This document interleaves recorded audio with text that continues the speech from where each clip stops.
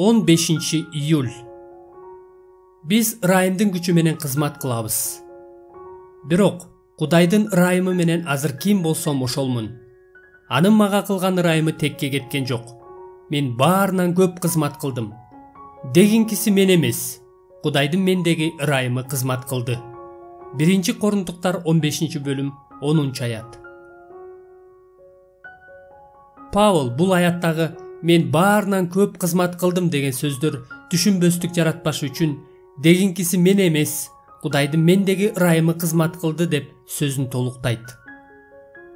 Павел Кудайдын мурунку убактарда кылган ырайымына ыраазы болгону үчүн гана ага баш ийгенин айткан жок. Ар бир убакыт сайын, ар бир көз ирмемде берилген ырайымдын жардамы менен баш ийгенин айтып жатат.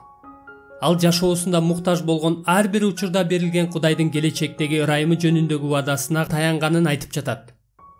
Павел Машаякка баш ийүүнү каалаган же ошого аракет кылган сайын, ал каалоо жана аракетти анын ичинде иштеп жаткан ырайым жаратып турган.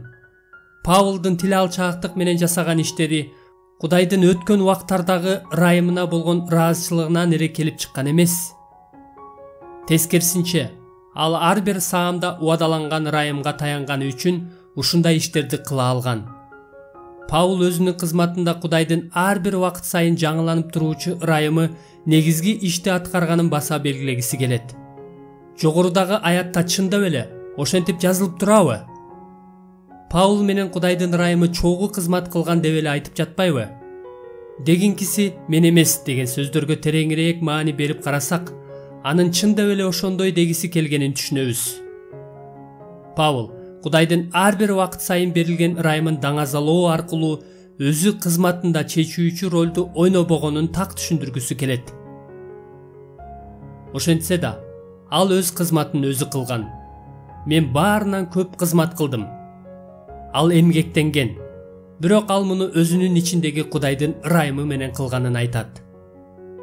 Жогорудагы аятта айтылгандардын баарын эске алсак, анда Павелдин кызматындагы эң маанилүү аткаруучу бул ырайым деген тыянакка келебиз. Павел да өз кызматынын аткаруучусу болгон.